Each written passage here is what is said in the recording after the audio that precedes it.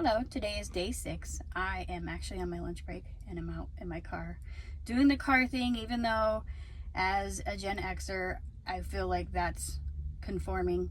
But anyways, so today I'm going to talk about fear because it's Halloween. Happy Halloween, by the way. And let's talk about fear, for instance. What happens when you're scared? You get emotionally charged, your body goes into fight or flight mode, which stimulates, a lot of those emotions, strong emotions. And that's what we like, strong emotions. That's why I feel like love can conquer fear, because love is also a strong emotion. But you got to understand that fear is also a mindset. And a lot of times people will use fear against you. On a large sense, that's religions, political organizations, large corporations, different things like that, where they want control. They're going to cause fear, because how do you get people to do something passionately if you're not going to try and invoke a passionate feeling from them? So where do we develop fear? A lot of it is, when you're a kid, new experiences, new situations, you're not knowing what the outcome is. And honestly, that's just what fear is. Fear is being afraid of an outcome, or the fear of the unknown. When that comes in your life, like say you're not self-confident in yourself. So when you're not confident in yourself, what's the problem? The problem is you're worried about how others are going to feel about you. You're worried about failing, or you're worried that perhaps people will pick somebody over you. So you're worried about a change that you can't foresee. So that's where mindfulness comes in. This is something that I'm dealing with a lot too. I'm conquering my fear right now, being on camera, because that is not something that I would have done, I would say, like a year or two ago.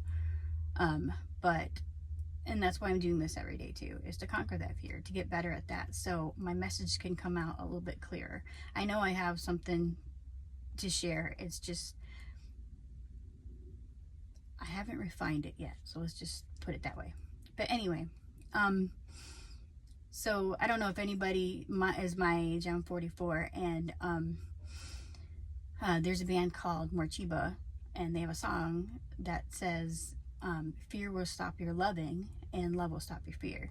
And that's so true in so many ways. Because when you're a kid and you feel confident that mom and dad got you, you feel confident that grandpa got you, whoever is taking care of you, then you kind of feel like you can do anything. So a lot of us grow up too, though, with fearful parents, so you learn that. Understanding who you are, being proud of who you are regardless, and not fearing that you can't handle something in the future. I'm trying to work on that with my girls, because I feel like I wasn't always confident, and I used to I don't want to say fake confidence, because I really used to think that oh, I don't care. But a lot of times I feel like it was more like disassociating.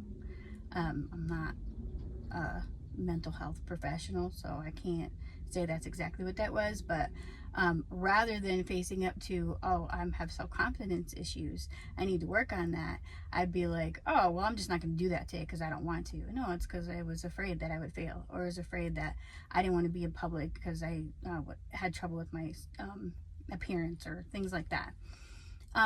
I love to sing, and I don't know that I could do it in public, although that is something that really makes me happy. So fear keeps you from doing things that you want to do. Fear keeps you from being your utmost potential, whether it be you're afraid that you can't do something for school, or if you're afraid that your relationship is going to fail, or you're afraid that you're not strong enough for something. Really work on that fear, kind of break it down. That goes again with making that time for yourself. having that quiet time for yourself. Sit with those feelings. Write them out. Like, journaling is really good, because a lot of times there's things like when you're writing out your feelings that you think of and you write it out, and then when you look at it later, it's a different perspective. Because when you're in the moment, a lot of times you're just feeling that those emotions, and you're not really working it out. So working out those emotions will kind of help you pinpoint different parts that you need to work on, and just tearing those parts apart. So yeah. So today, for Halloween, when you go trick-or-treating, whether you do or not, whether you have religious or spiritual practices that you do on Halloween, and if you're afraid, just sit back and think, well, why am I afraid? So in the end, we can't control everything that happens to us, but what we can control is our reaction and how we feel at the time. So spending your whole life afraid to live is, to me, the worst thing than trying and failing. So I hope this helps somebody, and thank you for continuing to watch, and happy Halloween.